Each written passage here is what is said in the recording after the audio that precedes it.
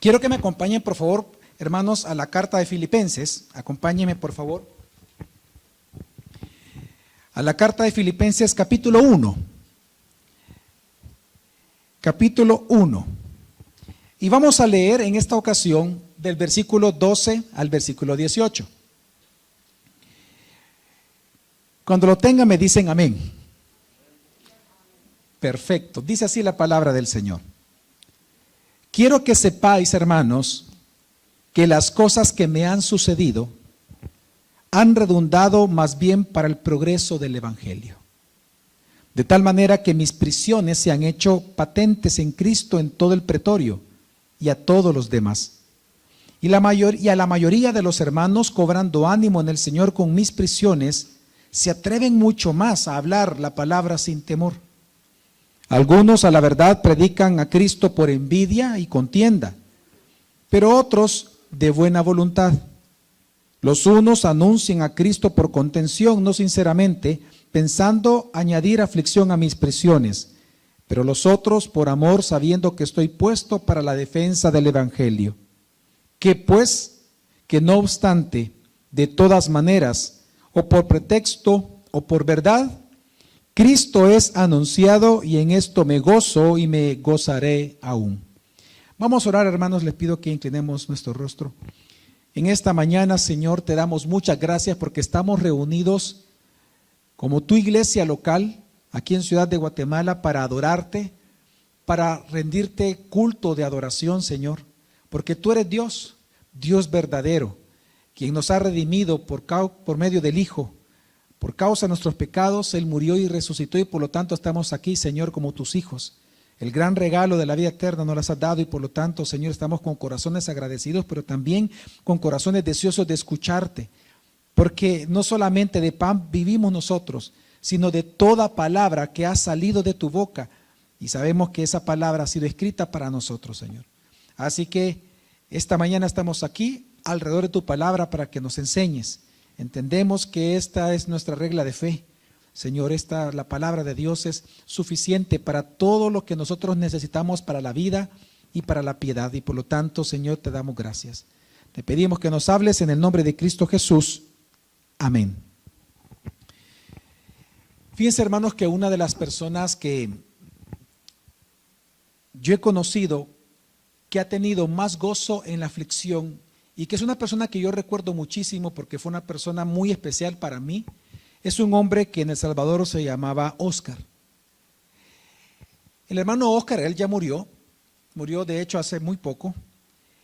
Él fue un militar que se convirtió en la iglesia y su conversión fue tan real, tan genuina, que de verdad su vida giró increíblemente.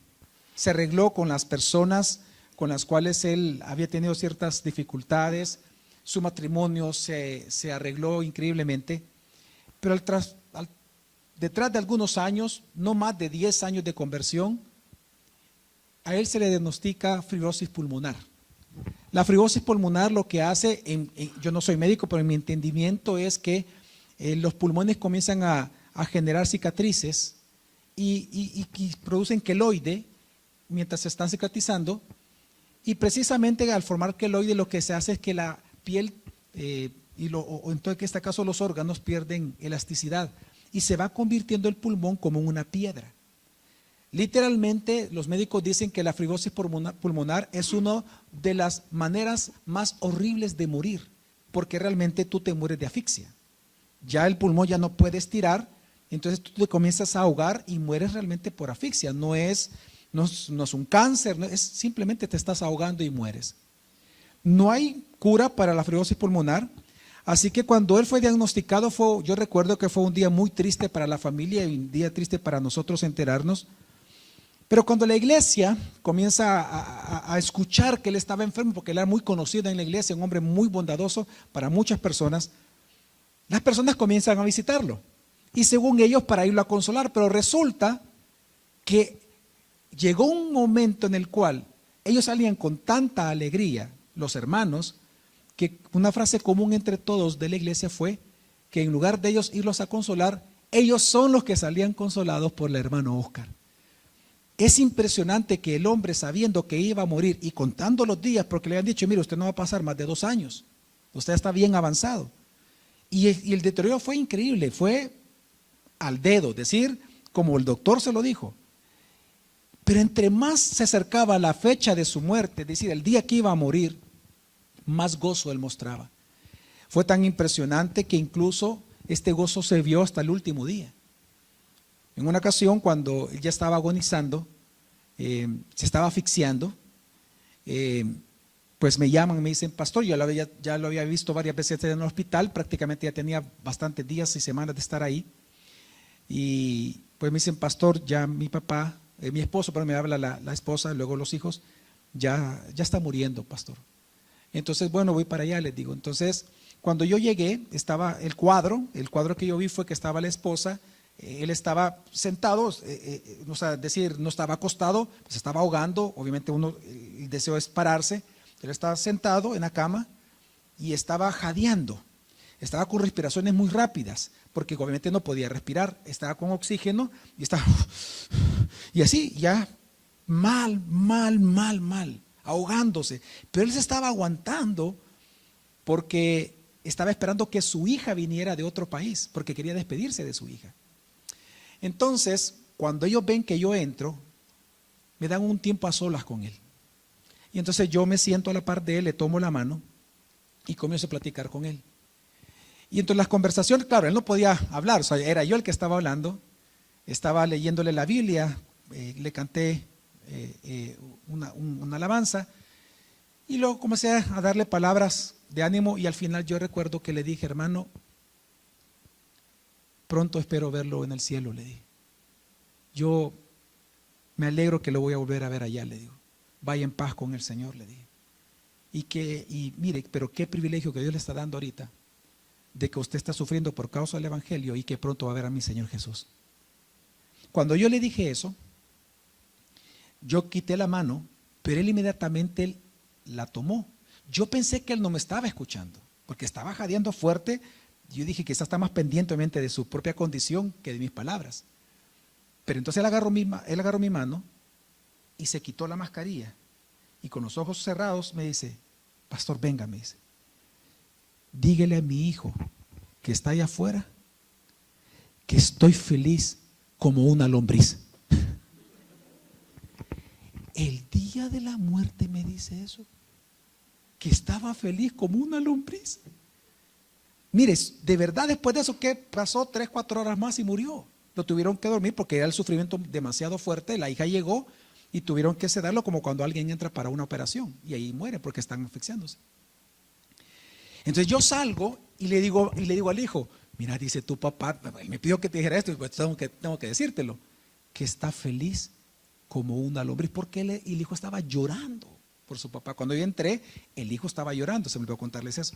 Entonces, cuando yo le digo eso, el hijo me dice, es que mire, pastor, me dice, ¿sabe que cuando yo estaba pequeño, yo miraba a mi papá llorar por algunas cosas? Yo le decía, papi, ¿qué te pasa?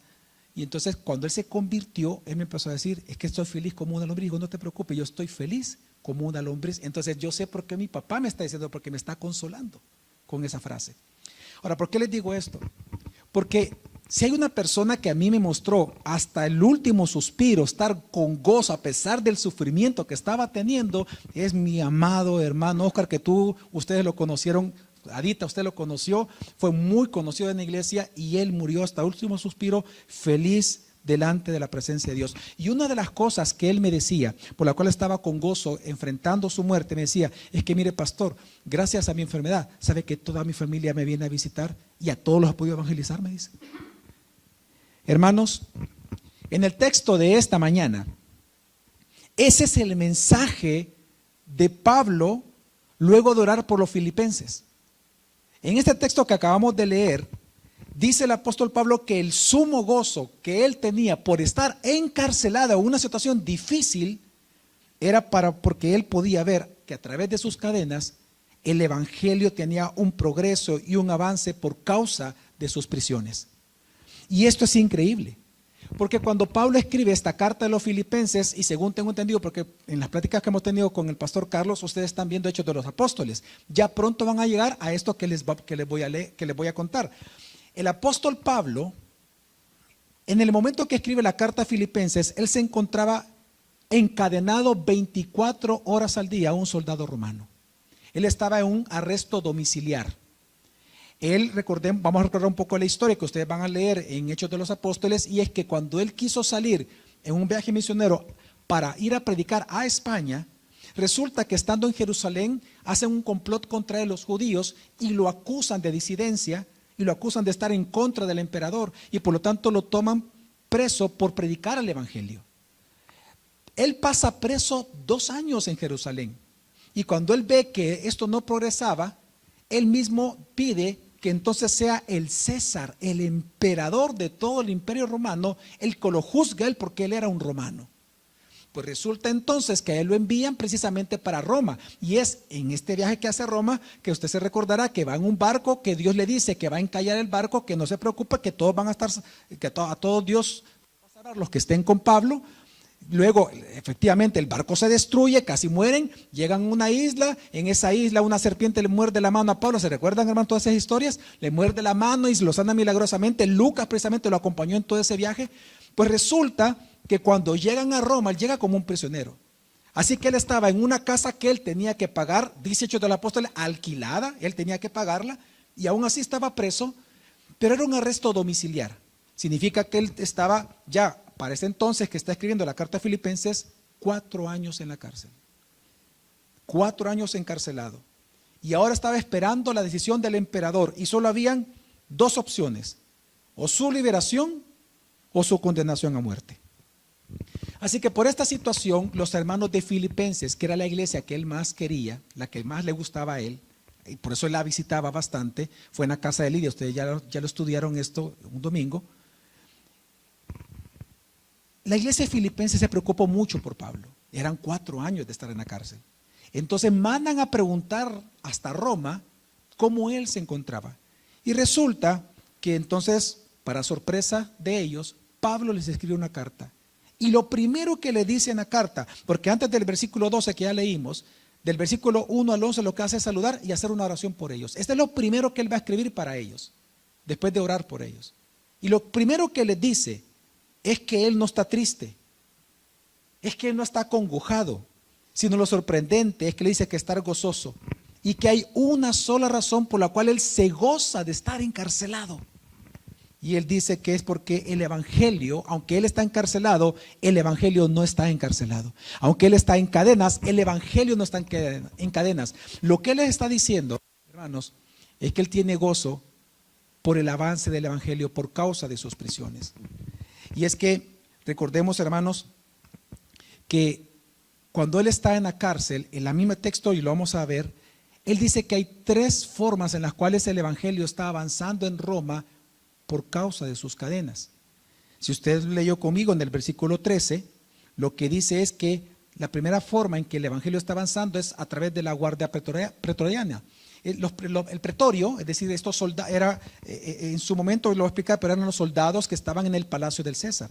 Así que él dice que la primera razón por la cual él se goza de estar en cadenas es que a través de los guardias que lo cuidan, o bueno, no que lo cuidan, bueno, que están vigilándolo todo tiempo, ellos están escuchando el evangelio. La segunda razón lo vemos en el versículo 14, donde dice que los cristianos de Roma, cuando se enteran que él es Pablo, el gran Pablo, porque para esta fecha él era ya muy famoso dentro del cristianismo, el gran Pablo estaba encarcelado, resulta que ellos toman valor para predicar el evangelio ahí mismo en Roma, en la gran capital del imperio. Y la tercera razón por la cual él se goza, es del versículo 15 al 16, es porque él identifica que de entre estas personas que están predicando el evangelio, resulta que hay quienes, aunque sea por contienda y por vanagloria, es decir, por querer hacer sufrir a Pablo, y ya lo vamos a ver por qué, aún así él se goza porque estaba predicado el evangelio. Así que, hermanos, él se gozaba por algo importante. Él se gozaba porque por causa de su arresto, el evangelio estaba prosperando en la gran ciudad romana, la capital de todo el imperio. Ahora, esto es increíble. Para mí esto es impresionante lo que le está escribiendo. Porque, hermanos, ¿Cuál es la aspiración, por ejemplo, de un enfermo? ¿Acaso no es sanar? ¿Cuál es la gran o máxima aspiración de un estudiante? ¿Acaso no es ver coronada su carrera, obtener el título? ¿Cuál es la gran aspiración que puede tener un comerciante? ¿Acaso no es ganar utilidades? ¿Cuál es la más grande aspiración de alguien que está preso? ¿Acaso no es su libertad? Pero no para Pablo. Pablo está diciendo que su aspiración más grande, estando en cadenas, no era ser libre, sino que el evangelio avanzara en la ciudad donde él se encontraba preso. Y es lo que hace impresionante este texto. Es interesante que, miren, hermanos, no hay nada de malo en las aspiraciones humanas. No hay nada de malo que usted aspire a graduarse, que usted aspire a ganar, si es comerciante, tiene negocio. Las aspiraciones humanas no son malas, pero se vuelven terribles y se vuelven malas cuando el centro de ellas no es el evangelio. Y es lo que está enseñando el texto. Por esa razón es que Pablo escribe este texto. Si usted se da cuenta, si usted lo ojea una vez más conmigo, se da cuenta que ahí no hay ningún mandamiento para la iglesia en este texto. No hay un solo mandamiento para usted y para mí, de parte de Dios. No existe un mandamiento en este texto. Simplemente le está contando porque él tiene gozo en la cárcel. Pero entonces, ¿por qué Pablo escribió esto si no hay ningún mandato para la iglesia? Por lo menos vemos dos grandes objetivos de gran administración para la iglesia. En primer lugar, el primer objetivo que vemos por el cual Pablo escribió esto es para consuelo de los filipenses. Es que, mire, hermanos, no hay peor angustia para el que está sufriendo que no poder interpretar por qué está sufriendo. No hay peor angustia que un dolor no interpretado. Piensa en Job. Mire, cuando usted lee Job, ¿acaso Job alguna vez entendió su sufrimiento? Nunca él entendió por qué sufrió. Los lectores somos los que entendemos porque los primeros 2 capítulos a nosotros se nos narra el por qué. La conversación entre Dios y Satanás, ¿se acuerdan? Eso es para nosotros. Job nunca se enteró, jamás en toda su vida, de esa conversación. Los primeros 2 capítulos, recordemos que los escribió Moisés. Él fue el editor del libro de Job.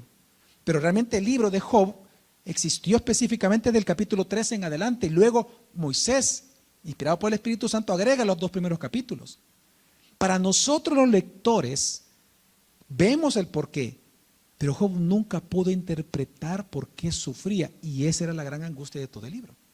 No hay peor angustia que un dolor no interpretado. Por eso es que ese es el gran problema del ateísmo, de los que son ateos y agnósticos, que ellos no logran dar ninguna explicación al sufrimiento humano, y esa es la angustia con la cual ellos viven y mueren. Así que Pablo les escribe para que ellos interpreten su dolor, para que ellos puedan ver que el resultado de sufrir por causa de Cristo, hermanos, es el progreso del evangelio de Jesús. Pero en segundo lugar, el segundo objetivo por el cual Pablo escribe, hermanos, es para que, así como algunos en este momento lo están haciendo, para que tomen nota. Para que la iglesia de Filipenses tomara nota de cómo se enfrenta el sufrimiento humano por causa de Cristo. Mire, la carta de Filipenses es una carta muy peculiar, distinta a otras cartas. Porque tanto el remitente como el receptor, ambos están sufriendo. Eso no se ve en otras cartas, pero sí se ve en la carta de Filipenses. El remitente está sufriendo, Pablo está en la cárcel, pero también el receptor de la carta, los filipenses, estaban sufriendo y muchísimo. Por ejemplo, en el capítulo 1, en el versículo 28, Pablo habla de los enemigos del evangelio, se le llamo yo, los enemigos del evangelio que Pablo menciona ahí, personas que estaban haciendo sufrir a los filipenses. Luego del capítulo 3, versículo 2 al 4, están los enemigos de la gracia. En este texto Pablo le llama a ellos perros, malos obreros, es decir, tiene los peores calificativos para estos falsos maestros. Luego, en el capítulo 3, del 18 al 19, vemos los enemigos ya no de la gracia, sino que los enemigos de la cruz, los que no querían que los de Filipenses murieran a sí mismos, sino que tuvieran una vida libertina, una vida separada de los mandatos del Señor. Y por si eso fuera poco, la iglesia también estaba sufriendo, aparte de estos falsos maestros, de que la reacción de la iglesia, como suele pasar en una iglesia muchas veces cuando hay problemas, es que algunos eran maduros, pero otros eran tan inmaduros que comenzaron a causar división en la iglesia. Y muchos se comenzaron a comportar con vanagloria, menospreciando a otros hermanos. Así que lo que hace el apóstol Pablo es enseñarles cómo es que se sufre por causa de Cristo. Que la alegría y el gozo y el motivo por el cual tenemos que sufrir es por el avance y el progreso del Evangelio. Él los está animando para que ellos se centren no en el problema como tal, sino que se centren, pongan su atención en el progreso del Evangelio. En esta mañana yo sé que cada uno de los que están aquí tiene sus propios desafíos. Yo no sé qué desafíos tú tienes en este momento. Tú tienes tus propios problemas. Y a la par de los problemas, tú tienes tu propio dolor, tu propia incomprensión de las cosas. Tú tienes en este momento, por causa de tus desafíos, pruebas y dolor, surgen los miedos. Tú tienes tal vez dudas, tal vez tienes falsas expectativas. La gran pregunta que responde este texto es: ¿dónde tú puedes encontrar consuelo y ánimo para perseverar en el sufrimiento que estás sufriendo? Pues la respuesta de Pablo es: en el Evangelio. Porque lo sorprendente que está hablando Pablo es que cada vez que tú sufres, ¿sabes qué es lo que avanza en tu propio corazón? En primer lugar, es el Evangelio. Porque resulta que lo que a ti te consuela no es ni siquiera las palabras del vecino, no es la palabra de la familiar. Lo que realmente a ti te consuela es la palabra de Dios. Es decir, que en ti el Evangelio tiene un progreso.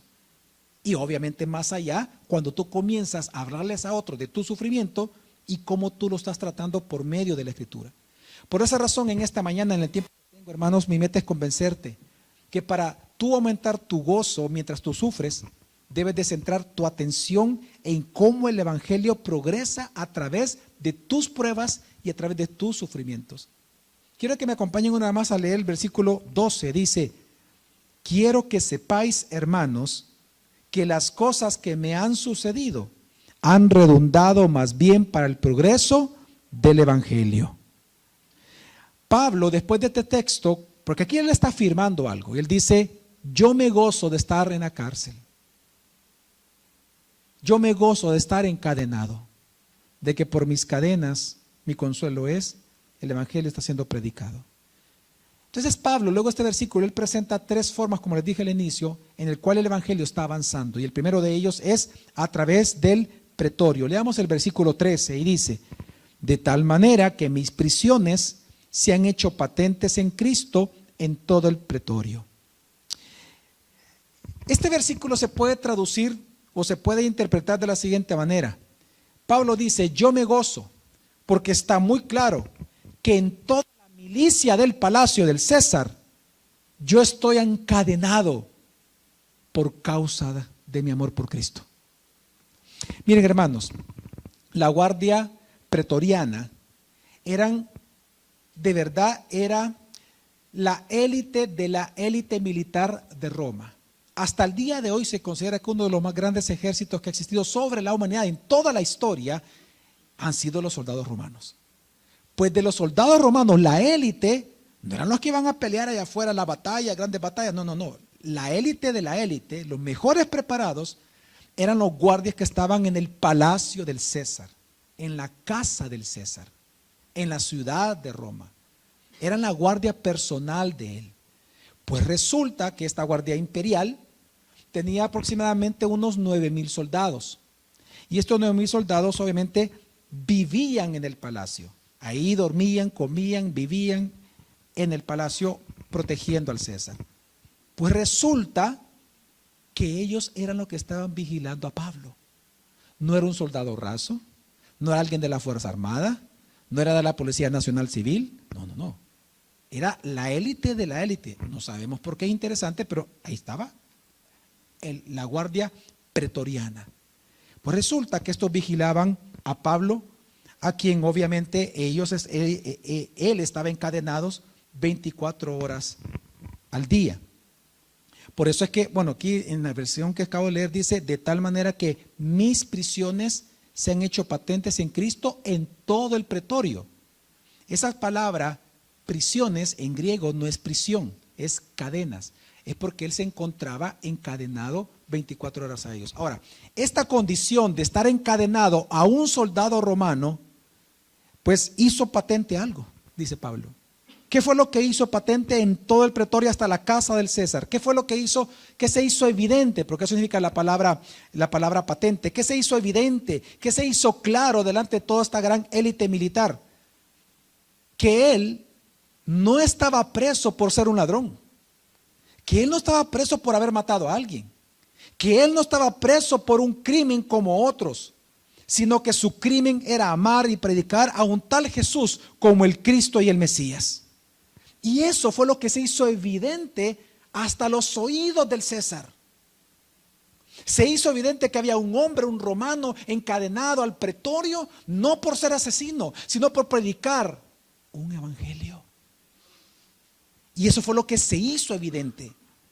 Porque resulta que los soldados, y esto es lo que Dios hizo para que el evangelio progresara en toda la guardia pretoriana, es que resulta que los soldados, las guardias, rotaban en cada 4 a 8 horas. No sabemos exactamente cuánto es, pero la historia nos dice, los datos históricos, los documentos históricos, que estos soldados rotaban, podría ser el mínimo 4 y no máximo de 8 horas. Es decir, que por lo menos 3 soldados cada día, por más de 2 años, Pablo tuvo la oportunidad de verlos y predicarles el evangelio. 3 soldados al día. Y lo interesante es que estos soldados, por estar encadenado Pablo a ellos, resulta que ellos escuchaban cuando llegó, por ejemplo, Epafras a contarle los problemas que había en Colosenses. Entonces ellos escuchaban, estaban encadenados, pues ellos estaban escuchando lo que Pablo le recomendaba a los pastores. Pastores le llegaban a visitar. Ellos escuchaban cuando Pablo evangelizaba a otras personas. Ellos vieron cuando escribió la carta de Filipenses, estaban viendo cómo Pablo escribía la carta y lo que estaba escribiendo, porque ellos tenían que vigilarlo. Ellos miraban lo que estaba escribiendo y resulta que si a eso le agregamos lo que Pablo personalmente les decía a cada uno de ellos, pues obviamente lo que estamos sabiendo acá es que ellos escucharon acerca de un tal Jesús judío de Nazaret, que Pablo estaba diciendo que era un Mesías. Y resulta que Pablo estaba enseñando que precisamente ellos, los romanos, lo mataron injustamente. Y que ese tal Jesús resulta que resucitó al 3er día, que está sentado a la diestra del Padre. Y que todo aquel que cree en Él y le pida perdón por sus pecados, recibe el perdón eterno de ellos. ¿Sabe qué ocurrió? Que pronto cada soldado que llegaba a la casa de Pablo se dieron cuenta de algo, que no era Pablo quien estaba encadenado a ellos, sino que ellos estaban encadenados a Pablo y al evangelio de Cristo. El soldado se dio cuenta de eso. Y por lo tanto, esta noticia, hermanos, de este hombre extraordinario, con un mensaje extraordinario, se expandió a través de los soldados que regresaban al pretorio porque ahí vivían. Y resulta que entonces los que se convertían comenzaban a evangelizar adentro en la casa del César. Entonces, hermanos, ¿sabe por qué Pablo se gozaba? Pablo se gozaba porque sin estas cadenas, Pablo, aunque él hubiera visitado Roma, él no pudiera haber alcanzado la clase alta de la sociedad, más alta de la sociedad, como era el propio palacio del César. La clase alta de Roma no se hubiera convertido, sino que por las cadenas de Pablo. Y Pablo lo entendió. Él no tenía el poder de llegar a donde César. Hola, don César, yo quiero evangelizarlo. No, pero las cadenas pudieron. Y él se gozaba en eso.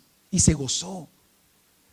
Porque por las cadenas el evangelio llegó al corazón, imagínense, del poder político del imperio romano, incluida la casa del César. Si usted ahorita ojea su Biblia ahí mismo en Filipenses capítulo 4 versículo 21 al 22, Pablo dice al final de Filipenses: y salúdenme a los hermanos de la casa del César. Es decir, que se convirtieron muchísimos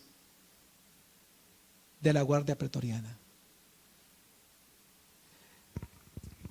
Una época difícil, hermanos, que yo he vivido en mi vida, una de las épocas más difíciles personalmente, es que hace, y eso es testigo el pastor Carlos, Tania, hace exactamente 12 años atrás fue que me intentaron secuestrar. ¿Te acuerdas, Carlos? Hace 12 años me intentaron secuestrar en El Salvador, y nosotros nos dimos cuenta que yo estaba predicando, y resulta que una de las personas que que sirven en el tráfico, ayudando con los carros, se dio cuenta que afuera había un vehículo blanco parqueado, había una moto detrás encendida, pero él estaba caminando lo normal, viendo los vehículos que no fueran dañados, robados, etc. Iba caminando en la acera cuando se dio cuenta que el carro estaba lleno de armas. Él tomó una foto y resulta que habían M16, una UCI recortada, se vieron granadas, etc. Entonces, eso preocupó, nos avisó, no sabíamos qué estaba pasando, pero cuando yo llego a mi oficina, después del sermón, resulta que me habían dejado una nota amenazándome de muerte. Y entonces me decían ahí de que lo que querían era hablar conmigo y que si yo no les daba cierta cantidad de dinero, me iban a secuestrar. Eso es lo que ahí decía. Entonces, en la siguiente semana, hermanos específicos de la iglesia, como los que están aquí sirviendo, se pusieron estratégicamente alrededor del templo para ver si alguien entraba, porque normalmente sucede eso, porque hay que averiguar, las personas siempre andan viendo qué hace la otra persona a la cual quieren secuestrar. Pues resulta que uno de las personas que entró, todo el tiempo grababa y escribía, y eso lograron ver lo que él escribía y decía: ahorita el pastor se movió y se fue para su oficina, ahorita el pastor ya subió, está predicando, ahorita o sea, había uno adentro, estaba el carro afuera, siempre el carro afuera y una moto detrás. La cuestión es que comenzaron a amenazarme ya fuertemente en la oficina. Bueno, tanto que una ocasión incluso ellos pidieron consejería, pero porque querían asaltarme, secuestrarme, lo que sea, ¿no? Porque incluso yo recuerdo en una ocasión que el vigilante que estaba en la parte de afuera del templo, él iba a una persona en 3 semanas y le vio un bulto acá en la cintura y le dijo: espérate, no puedes entrar, ¿a qué vienes? Yo tengo una consejería con el pastor. No, pero levántate la camisa. Le digo: no te dejo entrar. Le digo: no, yo no me la levanto, levántatela. Y se tomó el arma y la levantó y era una pistola. Le dice: ¿por qué traes eso aquí a la iglesia? Le dice: no, es por protección personal, yo quiero hablar con el pastor. Y resulta que esta persona era la misma que entraba al templo a informar mis movimientos. La cuestión es que esta situación duró por más de 1 año. Fue una época muy difícil porque me seguían. Bueno, me enseñaron a manejar de manera a la defensiva, tuve que cambiar vehículos, cambiar horarios, etcétera. Mi esposa, años después, no me lo dijo nunca en el momento, años después me decía cómo ella lloraba en las noches. Me decía: yo me salía del cuarto porque no quería que tú me escucharas de mi aflicción de que te mataran, porque las amenazas eran de muerte. ¿Por qué les cuento esto? Porque en esa época resulta que un expresidente de la República se entera y me manda a llamar. Y voy yo y me dice: mire, pastor, mucho gusto. Fue el día que no lo conocí a él. Mire, pastor, me están contando que lo están amenazando de secuestro y todo. Sí, mire, tengo mis carros blindados, nivel 7, lléveselos. O sea, yo no los ocupo. Lléveselos. Y yo le dije: no. Yo entendí ese día, porque ahí comenzó una relación de amistad con él. Yo entendí ese día que Dios me llevó ahí para evangelizarlo, y empecé a evangelizarlo. Él no se convirtió, pero no tiene usted idea de cuántas veces hablé con él. Mire, él incluso me invitaba a almorzar. Me dice: mire, pastor, yo aquí traje a la reina de Isabel y aquí al rey también de España. Aquí, mira, aquí está mi chef, venga, coma conmigo, almorcemos, me dijo. Y había un almuerzo privado solo, y yo le pregunté: mire, ¿usted por qué me invita tanto? Le dije así. Y él dijo: es que mire, pastor, usted es el único pastor que viene a hablar conmigo que me habla con la Biblia. A mí me encanta escucharlo. Entonces ahora, él nunca se convirtió, pero ¿sabe quién se convirtió? La gente de sus negocios. La secretaria de él se convirtió, se congrega con nosotros en la iglesia. Y no solamente eso, sino que resulta que por esta situación de estas amenazas, los boinas verdes, que eran los militares de élite de nuestro país, que yo no sabía de su existencia, para serle honesto, cuidaron por 2 años, ¿se acuerdan? La iglesia los domingos. Pues ¿qué pasó? Que los hermanos de la iglesia comenzaron a evangelizarlos. Pues si llegaban el domingo, salía la gente y comenzaba a evangelizar a los soldados. Algunos se convirtieron y se congregan con nosotros. Resulta que un 24 de diciembre viene una familia y me dice: pastor, que tomamos una foto con usted. Me tomó una foto con ellos. Adiós, mucho gusto. Viene el pastor Héctor Rico, ustedes los conocen, corriendo y me dice: pastor, ¿sabes quién es él? No, él es uno de los que te quería secuestrar. él era el que entraba. Resulta que pasó más de un año viniendo a todos los sermones que se convirtió al Señor. A los otros 3 los capturaron y están presos. Él fue el único que escapó y él se convirtió. Y él me dice, pero él no te quiere decir nada a ti porque él está avergonzado. Él vino llorando a hablar conmigo en consejería y lloró. Y él me dijo, nosotros queríamos matarlo. Teníamos el lugar, teníamos las mordazas, teníamos todo. Porque nuestra meta era que la iglesia pagara su rescate. Y si no lo pagaba, lo mataban porque no nos interesaba a él, nos interesaba el dinero. Yo se lo quiero confesar a usted porque ya no soporto esta carga. Pues resulta que ahora él, hermanos, él es un anciano de otra iglesia. Mire, ¿cuál es tu mayor aspiración cuando tú sufres?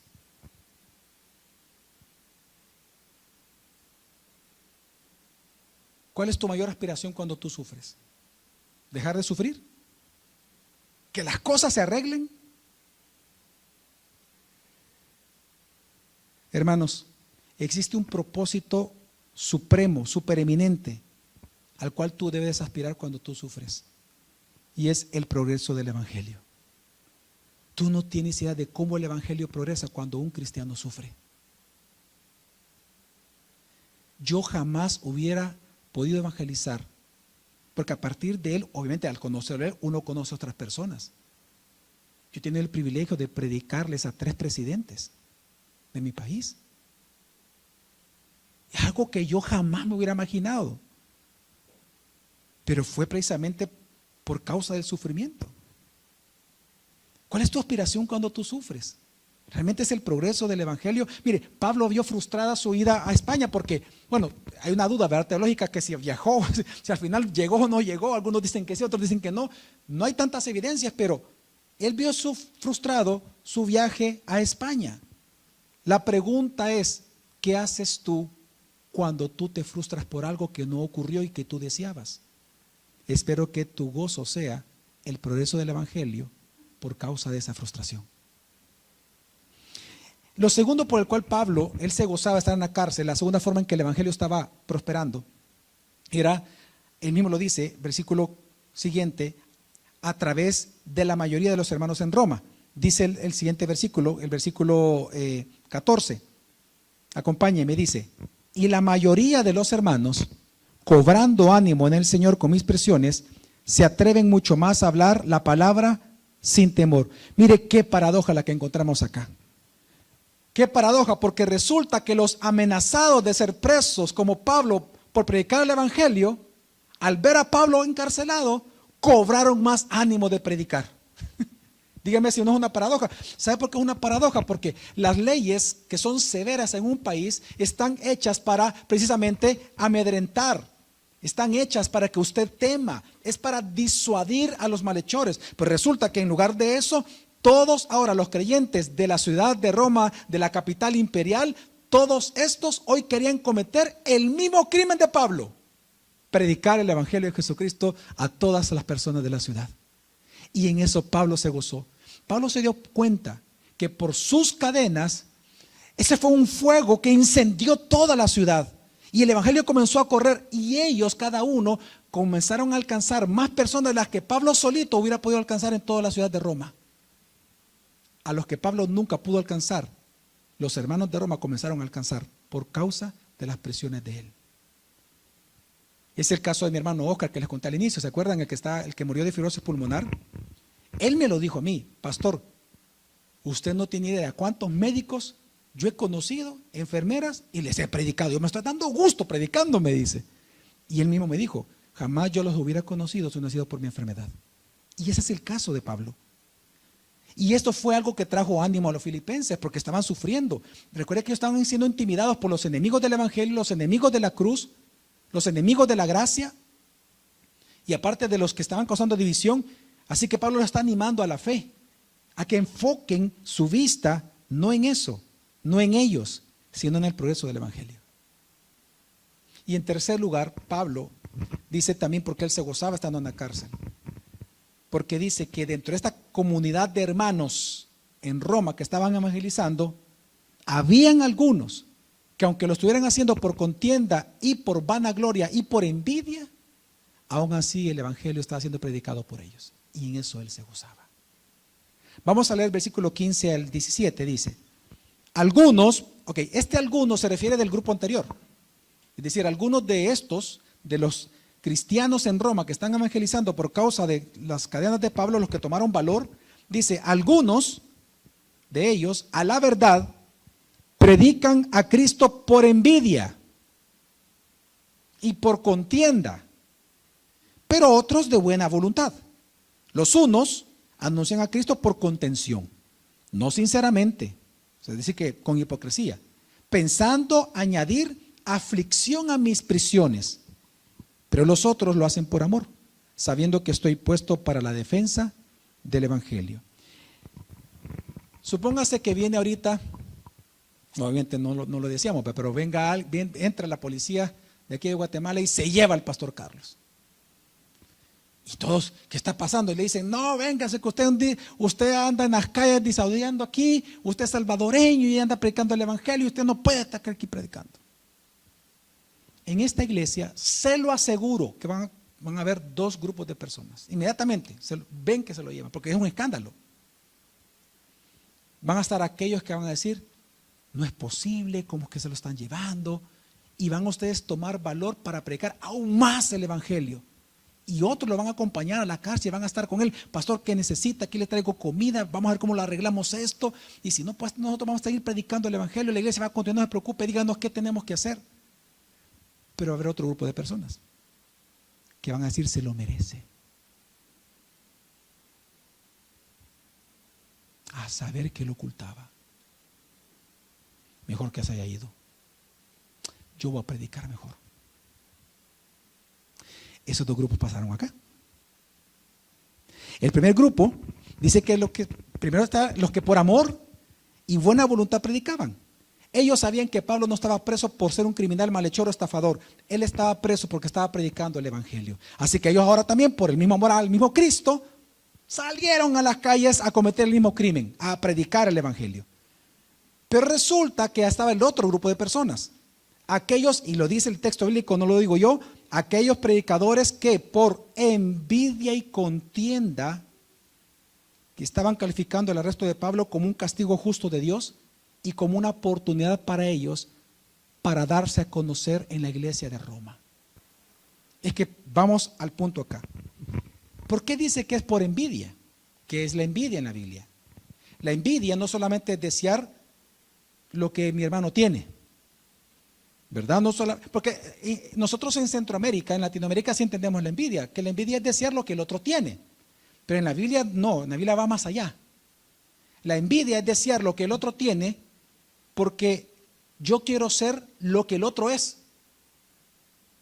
Yo quiero tener la reputación del otro, la imagen del otro, la fama del otro. Es lo que pasaba con Pablo. Ellos lo que envidiaban no era lo que Pablo tenía. Ellos envidiaban era lo famoso que era Pablo ya en este entonces.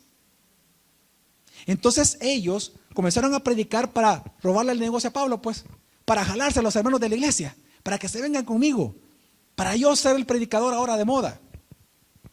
Ellos, predicadores que por envidia y contiendan, calificaban al resto de Pablo de esta manera. Por lo tanto, ellos deseaban lo que Pablo era.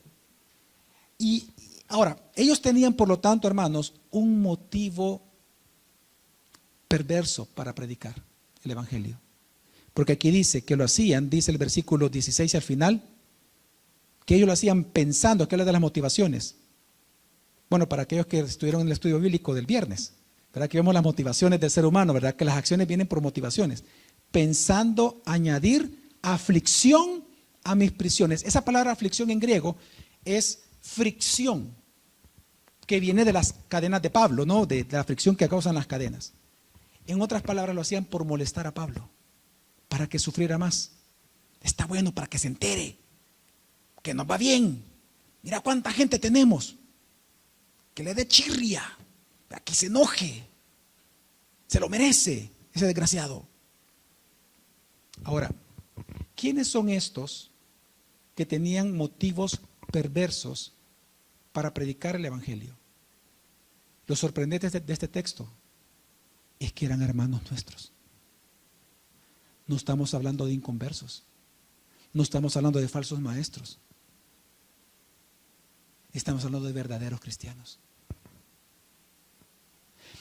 Miren, Pablo, cuando él se refería a falsos maestros o inconversos, él tenía los peores calificativos para ellos, pero resulta que aquí él no dice eso.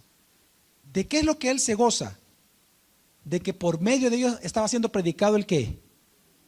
Es decir, que eran personas completamente inmaduras, que tenían motivos perversos para muchas cosas, pero que cuando enseñaban, seguro que ellos no estaban tergiversando el evangelio. Era un evangelio puro, pero sus motivos eran egoístas. De eso hay muchos en el reino de Dios, pero muchos. Yo le puedo contar, hace 3 semanas atrás, en San Salvador hubo un evento de un hermano que yo le conté al pastor Carlos. Mira, llegó fulano de tal allá. Yo le digo, yo estoy tranquilo de que de él no va a salir nunca un falso evangelio. Imposible que él predique un falso evangelio. Pero los motivos que él tiene, porque me lo dijo a mí, para hacer estos eventos, es porque él dice que él quiere ser el reformador de los países. Un mal motivo. Pero de él yo sé que no va a salir un falso evangelio. Yo sé que no. Es como aquel hermano que viene y le habla mal del otro. Cuando él evangeliza el verdadero evangelio. Él es cristiano, pero es tan inmaduro que de repente tiene división con otro hermano y habla mal del otro, chismea, etc. Así que lo que pasa es que ellos creían en la teología de retribución.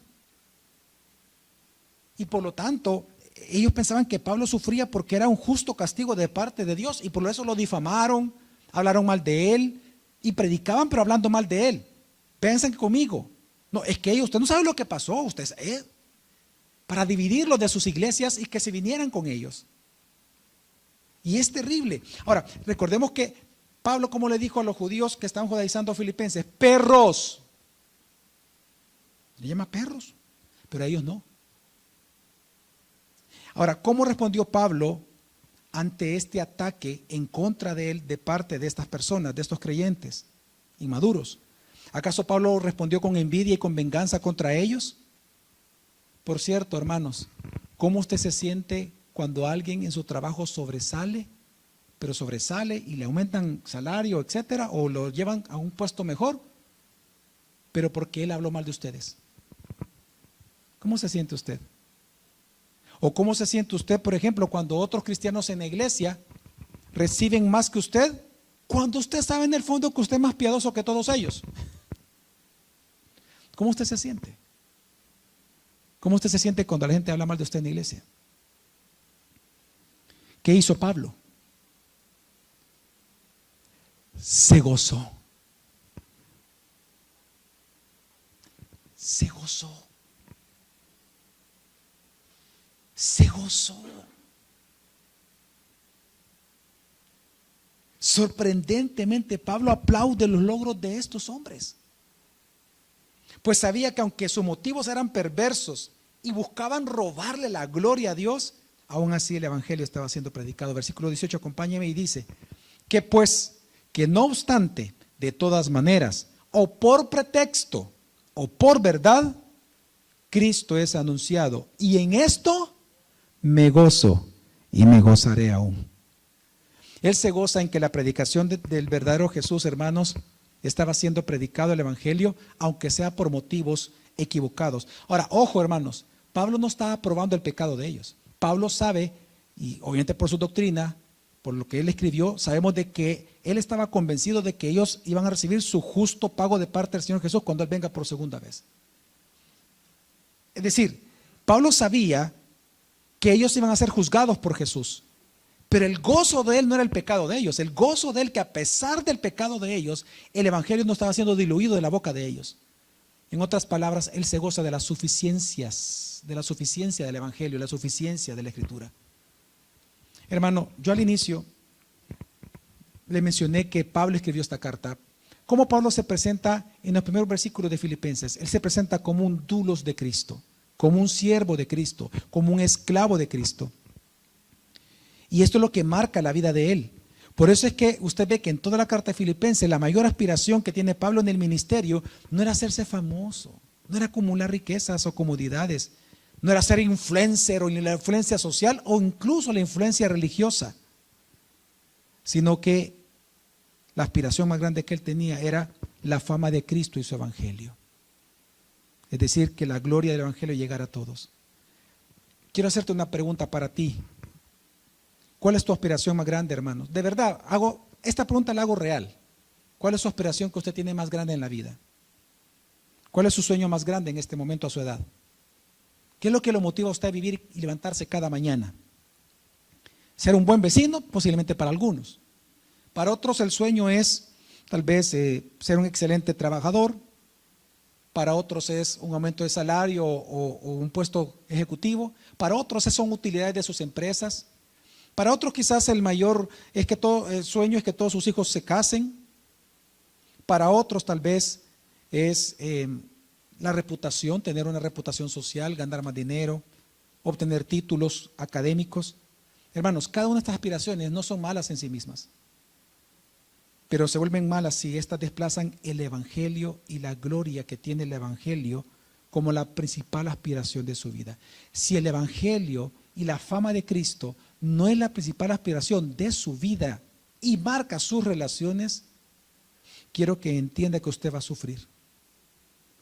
Porque para usted nunca va a tener ni los títulos suficientes, ni los amigos suficientes, ni el dinero suficiente, ni la buena reputación suficiente. Porque el corazón nunca se sacia del ser humano. Pero si usted hace del evangelio y de Cristo su mayor aspiración, siempre va a estar satisfecho. Y va a estar con gozo y va a dar fruto. Hermano, como dice el profeta Jeremías 17, 7 al 8, bienaventurado el varón que confía en Jehová y cuya confianza es Jehová. Es como un árbol plantado, dice Jeremías, junto a las corrientes de agua, que extiende sus raíces junto al arroyo, y que cuando viene el tiempo de sequía, ni cuenta se da, dice Jeremías, ni cuenta se da que sequía, porque sus hojas jamás dejan de enverdecer y su fruto jamás dejarán de dar. Bienaventurado el hombre que confía en el Señor. Bienaventurado ese hombre. Así que, hermano, si tú realmente haces de Cristo y su evangelio lo más importante en tu vida, yo te aseguro que tú podrás soportar tu sufrimiento, las difamaciones de otros, el señalamiento de otros, que te hablen mal de ti, o que le hablen mal a otros de ti. Tú vas a soportar todo eso. ¿Por qué? Porque al final no te va a importar cuánto te aprecian, cuánto te respetan o cuánto te admiran, sino que lo que te va a importar es cuánto ellos respeten y admiren a tu Señor Jesucristo. Y es entonces, hasta ese entonces, que tú podrás decir como Pablo: quiero que sepan, hermanos, que las cosas que me han sucedido han redundado más bien para el progreso del evangelio, y en eso yo me gozo. Si tú eres una persona que nunca ha creído en Jesús, este mensaje no es una buena noticia para ti, es una muy mala noticia para ti. Este es un mensaje de perdición para ti. ¿Por qué? Porque si tú estás en ese estado de rechazo constante de Cristo, quiero decirte que el sufrimiento no te acerca a Dios, el sufrimiento te va a destruir. Tu sufrimiento te va a destruir. El sufrimiento servirá para ti como una oportunidad para más dolor. Las malas noticias te hundirán en angustia, tendrás miedo, dolor. Pero si en Cristo tú pones tu confianza, si tú depositas tu fe en Él, crees que Él murió por ti en la cruz, porque tú eres un pecador y Él es Dios Salvador, el único mediador para tener comunión con un Dios que es santo, santo, santo. Si tú crees que Él murió por ti y resucitó al tercer día como evidencia de su obra redentora perfecta una vez y para siempre, en esa condición de arrepentimiento, tú entonces ahora vas a ser hermano mío y serás un hijo de Dios. Ahí sí, en esa condición y en ese estado, todo sufrimiento en Cristo redundará de gozo para tu vida y de progreso para el evangelio. Así que, hermanos, como les dije al inicio, para aumentar tu gozo mientras sufres, centra tu atención en cómo el evangelio realmente progresa en medio de tus sufrimientos. Vamos a orar.